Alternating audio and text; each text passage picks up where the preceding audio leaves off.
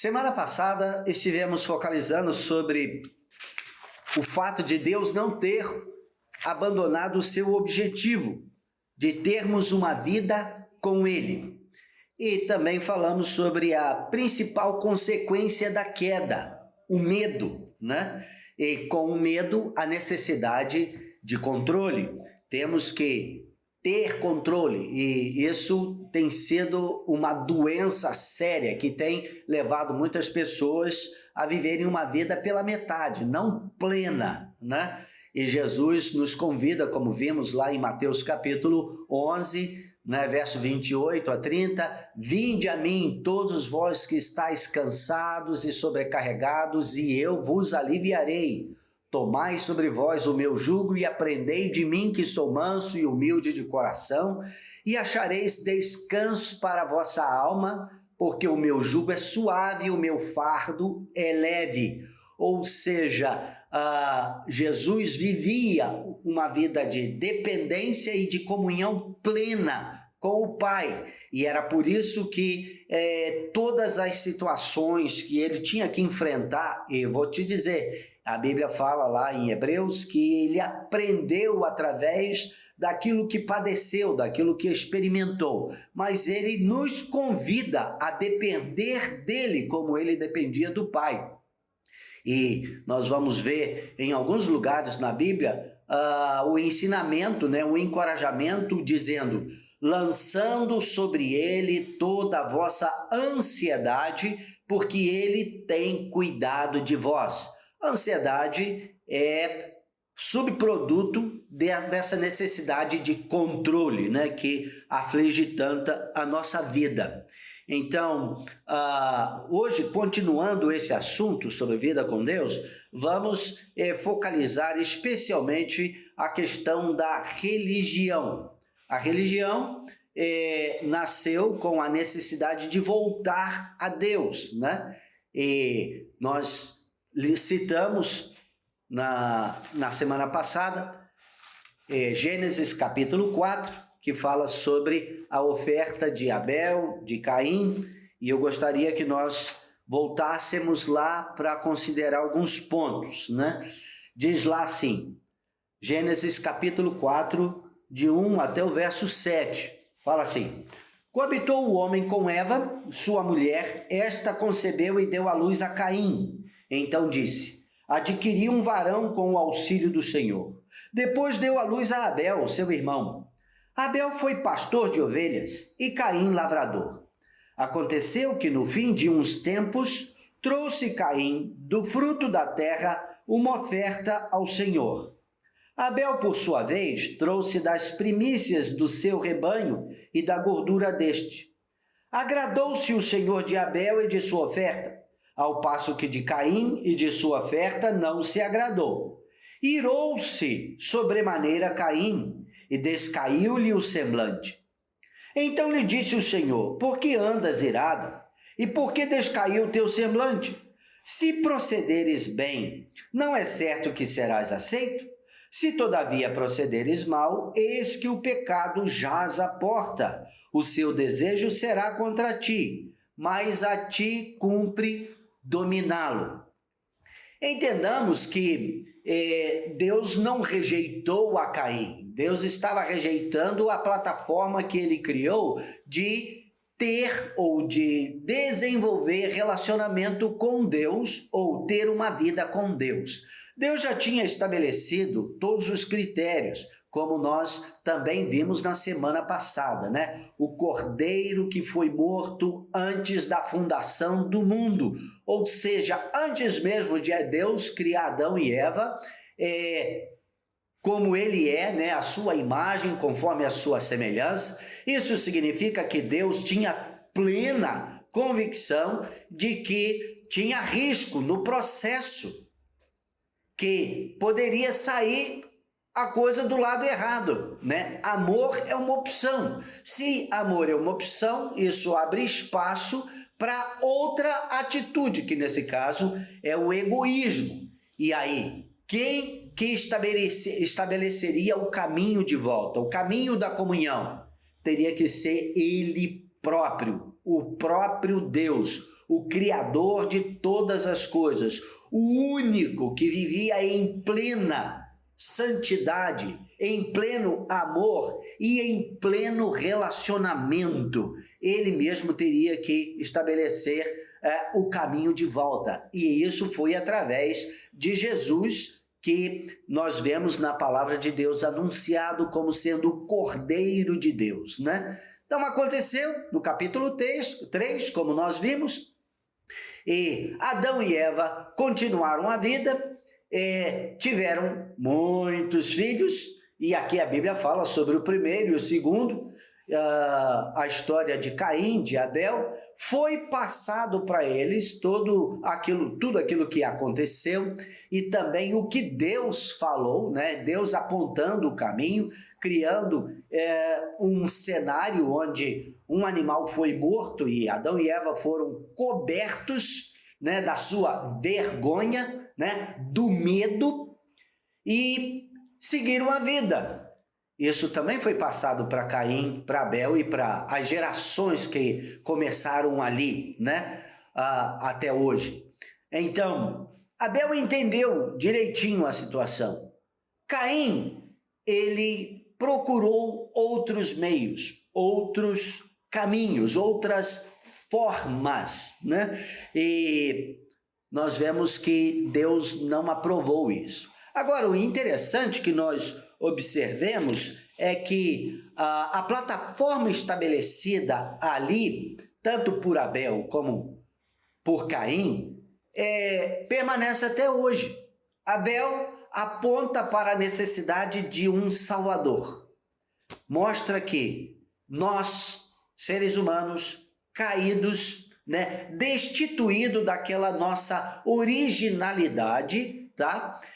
Precisamos de um Salvador, ou seja, alguém que continua neste contexto de vida como Deus nos criou e nos puxe da onde nós caímos para o estado ou para o lugar que Deus sempre desejou, né? Isso na Bíblia tem várias maneiras de se referir a essa verdade. Uma delas é as alturas, né?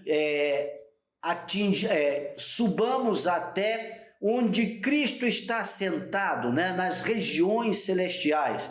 Também a palavra fala sobre que nós devemos estar pensando nas coisas lá do alto. Isso são maneiras de mostrar como que nós precisamos estar vivendo acima das circunstâncias que este mundo hoje apresenta, né? E outra palavra que Deus nos traz, né? A palavra de Deus nos traz não ameis o mundo, nem as coisas que há no mundo, né? Porque tudo passa, tudo é efêmero, mas aquele que faz a vontade de Deus permanece para sempre, que é exatamente a posição que Deus sempre desejou que nós vivêssemos com Ele, né? Agora, uma vez que nós rejeitamos o auxílio divino, ou seja, o Redentor, o Salvador, só nos resta viver uma vida centrada aqui neste mundo, na nossa própria força, na nossa própria capacidade.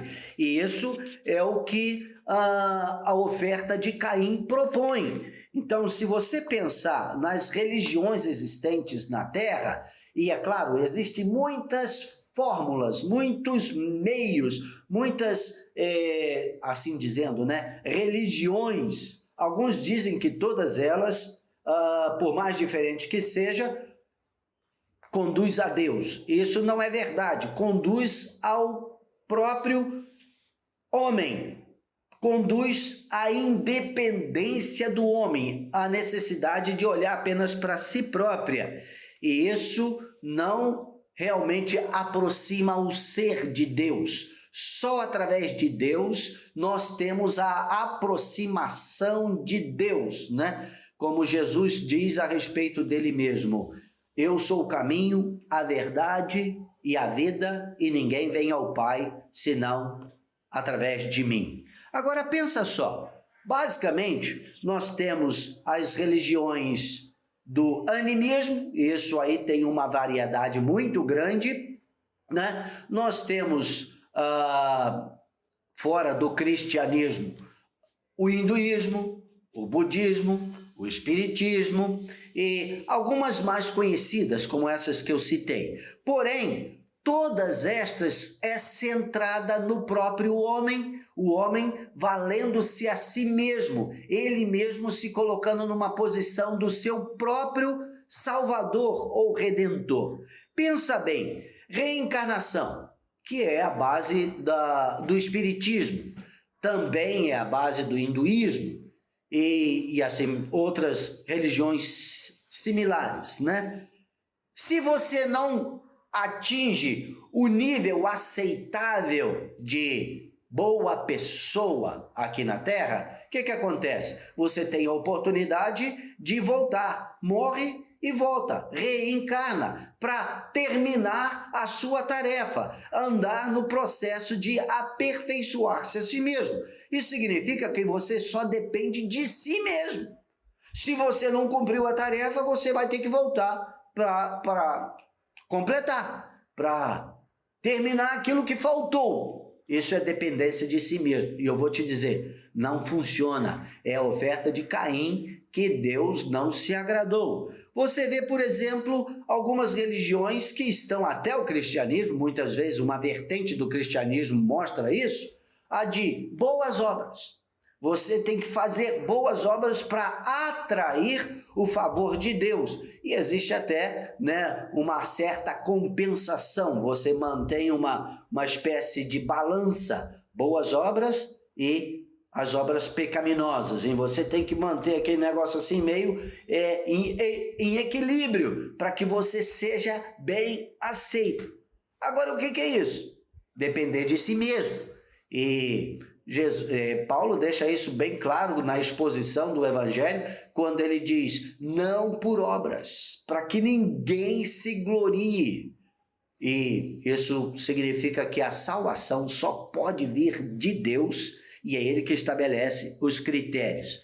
Algumas religiões exigem sacrifícios. Sacrifício também é baseado no seu próprio esforço, na sua própria atitude de buscar apaziguar, né, a sua consciência, a culpa que o pecado traz, que o medo gera nas nossas vidas e aquela necessidade de fazer alguma coisa para compensar aquilo que nós sentimos e entendemos que está errado conosco. Também vem a obediência, o sacrifício através da obediência. Então, se eu fizer tudo certinho, se eu obedecer todos os mandamentos de Deus, então eu serei salvo. Isso é muito forte no islamismo, onde as pessoas são conduzidas a uma vida de sacrifício e de obediência cega, se submetendo à tirania de um Deus que não é compassivo e que não é relacional. Ele é centralizador, dominador sobre todas as coisas, e você, se andar em obediência às suas leis, àquilo que ele estabeleceu, quem sabe, pela sua misericórdia, você vai ser salvo, vai ser escolhido, né, para o céu ou a eternidade com Alá. Na realidade, misericórdia não salva. O que salva é a graça, que é, né, uma extensão de amor, de valorizar a vida como Deus valoriza. Imposições radicais. O homem no controle. Nós vemos isso também exposto em muitas religiões, este radicalismo cego, sem que as pessoas contemplem ou pensem nos resultados da sua própria vida. Isso não produz vida com Deus. Agora, temos que admitir que dentro do cristianismo existe muito espaço para boas obras, sacrifício, obediências que são exigidas principalmente por líderes controladores e imposições radicais, né? Nós vemos isso de uma maneira muito forte dentro do cristianismo, que vem do judaísmo, né? O cristianismo tem as suas raízes no judaísmo, que é aquela cultura onde Deus trabalhou de uma maneira muito intensa com o objetivo de se revelar à humanidade de uma maneira pessoal. E nós vemos como que o judaísmo impôs muitos sacrifícios, muitas ações radicais que Jesus combateu de uma maneira assim veemente, né, chamando a atenção dos líderes religiosos que estavam à frente, né, que deveriam inspirar, ser modelo, estavam à frente, né, do judaísmo para com o povo. Então nós vemos os saduceus, vemos os fariseus e como os escribas, como que Jesus chamou a atenção deles em relação a isso e mostrou de uma maneira muito clara que isso não gera vida com Deus. Todas essas formas geram aquilo que nós chamamos de religiosidade. E isso é muito forte em toda a história da humanidade. Religiosidade é uma atitude muito forte que foi desenvolvida na nossa vida, ou seja, na humanidade caída. E, claro, isso aponta de uma maneira específica para aquilo que nós perdemos lá no Éden, a necessidade de comunhão com Deus. Religiosidade não nos leva a Deus. Algum tempo atrás eu li um livro que me fez muito bem. O título dele é Arrependendo-se de toda religiosidade. Eu fui muito confrontado com a leitura deste livro. E eu vou te dizer, é muito fácil a gente desenvolver essa atitude religiosa, né? Eu me lembro que no início da minha vida missionária, eu vou te dizer, eu vim de uma igreja neopentecostal.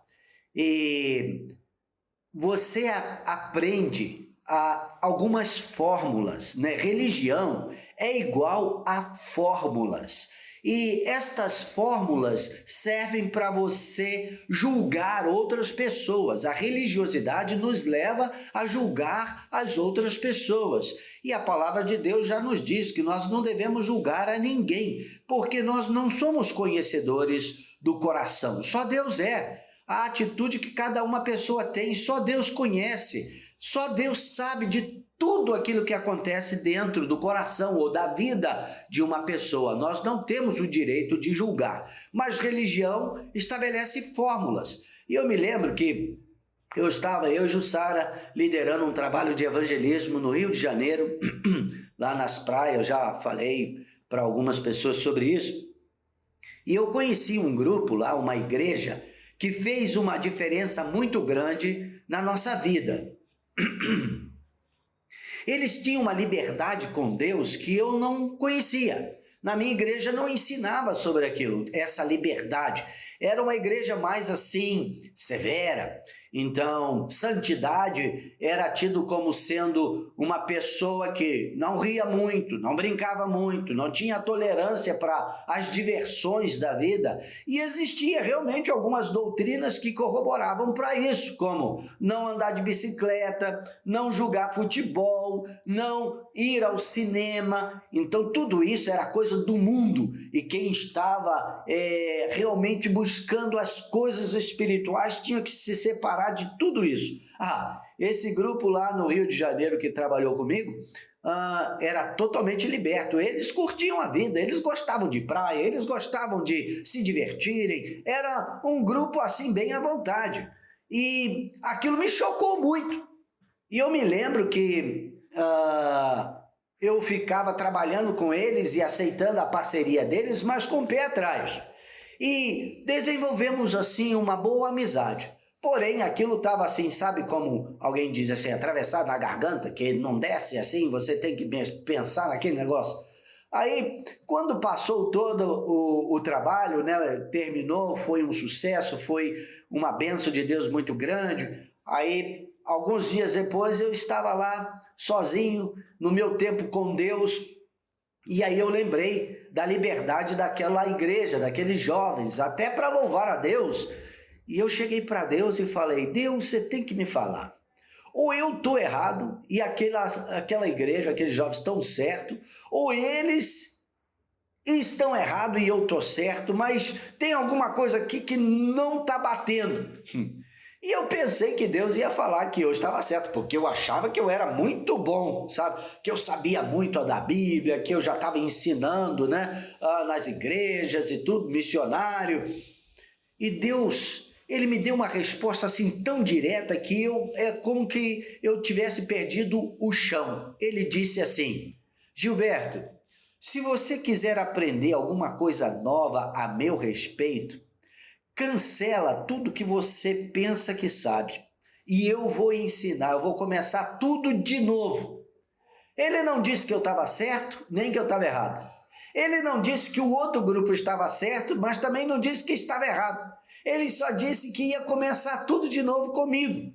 E eu entendi que ele estava dizendo: você tem que abrir mão, você tem que cancelar esse seu conhecimento que é baseado na religião, na denominação onde eu converti, onde eu cresci, onde eu pensava que era o suprassumo da igreja, que todas as igrejas que eram diferentes estavam erradas. Eles podiam estar até procurando o caminho, mas não tinha unção, a graça que na minha igreja, na minha denominação, nós tínhamos alcançado. Gente, religiosidade pura, e isso faz muito mal e não nos aproxima de Deus. Estas fórmulas não geram relacionamento, mas aparência de relacionamentos. Fórmulas excluem, relacionamentos agregam, né? Aí você vê, por exemplo, Isaías, capítulo 29, verso 13. Olha lá, dá uma olhada na sua Bíblia, ou então anota para você conferir depois, né? Isaías 29, verso 13, Deus está reclamando do povo, do seu povo, daquele povo que chamava pelo seu nome. Ele diz assim: visto que este povo se aproxima de mim, e com a sua boca e com os seus lábios me honra, mas o seu coração está longe de mim, e o seu temor para comigo consiste só em mandamentos de homens, que maquinalmente aprendeu.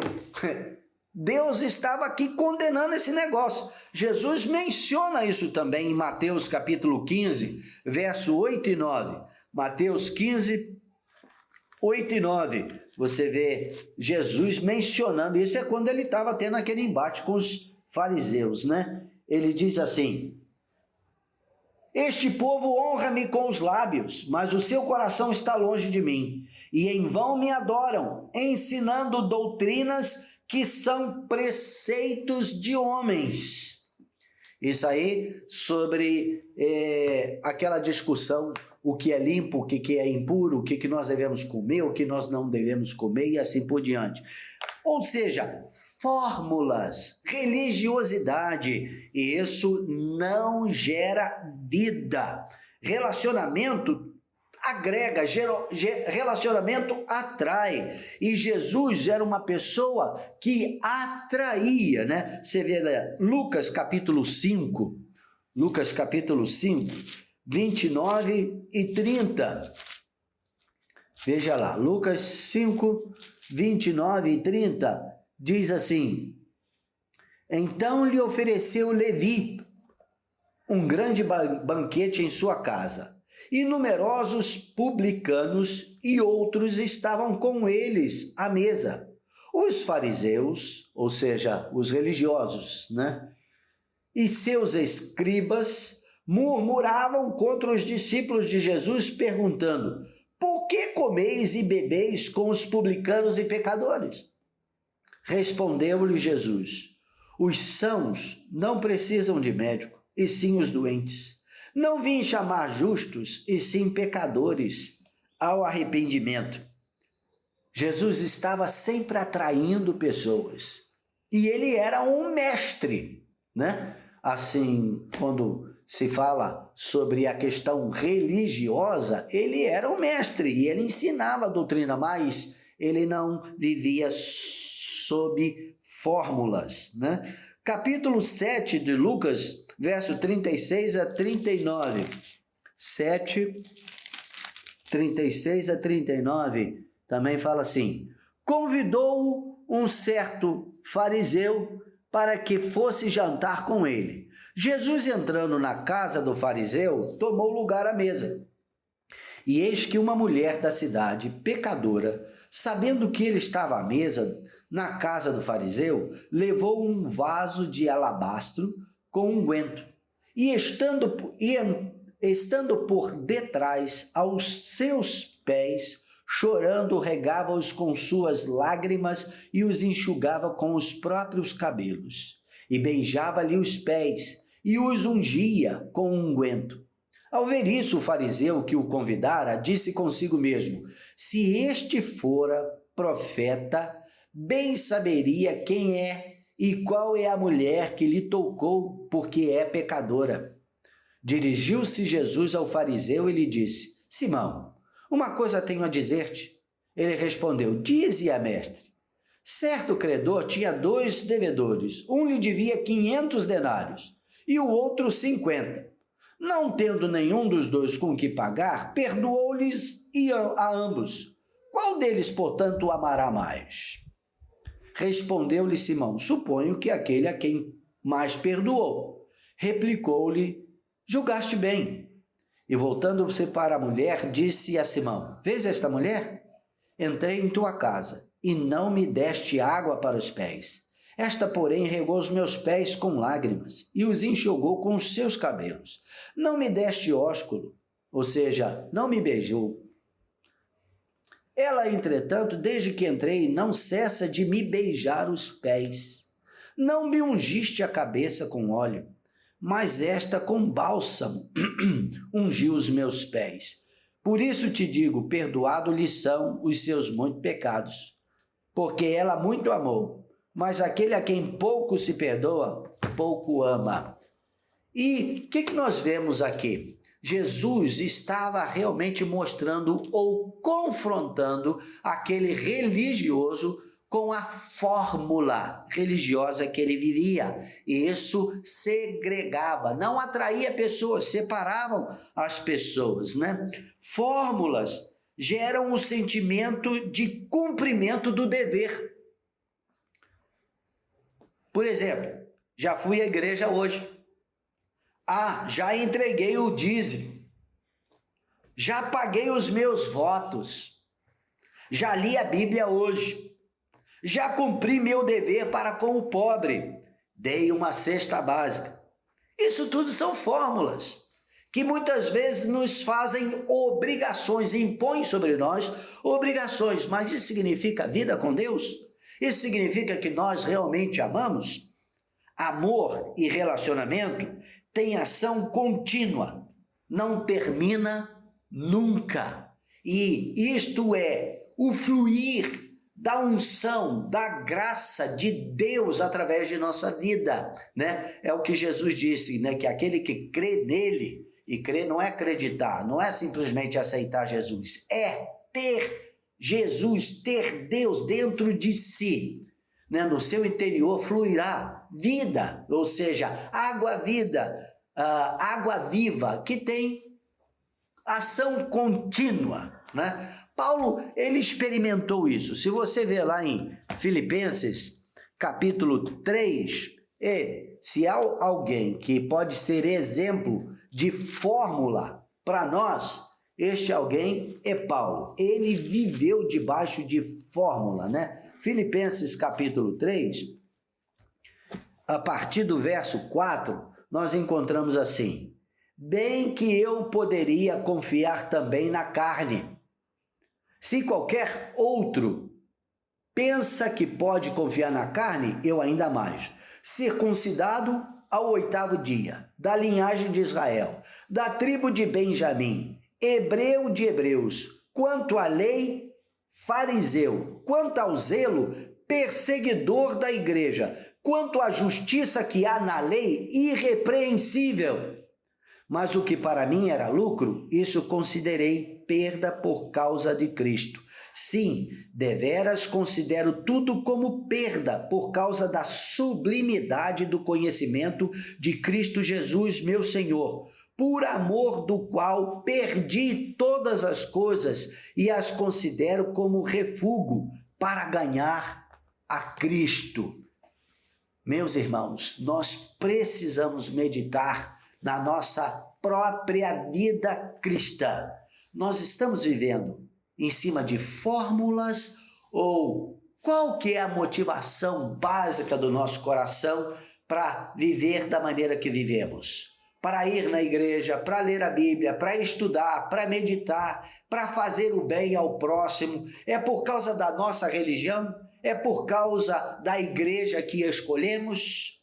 Ou alguma coisa mais profunda do que isso aconteceu no nosso coração e nós precisamos desenvolver? Paulo, ele diz, eu considero tudo como esterco. Quer dizer, todas as fórmulas que ele desenvolveu e aperfeiçoou. Ele abdicou-se, abriu mão de tudo aquilo por causa desta vida com Deus que ele descobriu através de Jesus Cristo. Nós precisamos pedir ao Espírito Santo que abra o nosso entendimento para receber mais dele, para receber mais do Senhor, para receber mais daquilo que Jesus expressou através da vida dele durante o tempo que ele esteve aqui e também quando ele disse, eu não vos deixarei órfãos ou sós, mas enviarei o Espírito Santo, que estará convosco e vos ensinará todas as coisas. Agora, eu já descobri que Deus ocupa o espaço que lhe damos. Qual é o espaço que eu estou dando para Deus na minha vida, no meu coração? Qual é o espaço que você está dando para Deus na sua vida, no seu coração? Ele ocupa o espaço que nós damos. Não permita que religião, religiosidade, igreja ocupe o espaço que é de Deus na sua vida. Isso não gera comunhão com Deus. Isso gera até familiaridade com a Bíblia. Pode até fazer de você uma pessoa expert na religião, mas isso transmite Deus, transmite vida, transmite graça para aqueles que estão ao nosso redor? Ou apenas fanatismo? Nós precisamos achar o caminho melhor. Esse é o caminho da comunhão com Deus. Nós estamos desenvolvendo este assunto. Por hoje, nós paramos por aqui e eu espero que você tenha tempo para meditar, para considerar essas palavras que nós estamos trazendo, para que nós possamos descobrir o nosso próprio coração, né? Na semana que vem eu vou falar um pouco sobre o que significa vida de Deus, vida sobre Deus, vida para com Deus, vida sob Deus, que são fórmulas religiosas, mas que nos enganam. Parece fazer com que nós estejamos vivendo uma vida com Deus e na realidade não tem barreiras estabelecidas pelo sistema religioso e que nos enganam, né? Como eu disse aqui, fórmulas geram o sentimento de cumprimento de dever, obrigações, enquanto que vida com Deus não é uma obrigação, é uma vida que flui e que nós estamos... É como, eu me lembro da minha infância, nadar correnteza abaixo, é uma delícia. você não está fazendo tanto esforço nenhum, está ali simplesmente nadando, né? E a água contribui para te levar cada vez mais longe. Não é a mesma coisa que nadar correnteza acima. Isso seria religiosidade. Que Deus nos abençoe, que Deus esteja ministrando ao nosso coração e que nós estejamos cada vez mais interessados em descobrir esse segredo que Enoque descobriu, né, na sua vida. Andar com Deus ao ponto de Deus o atrair e o levar para si. Amém.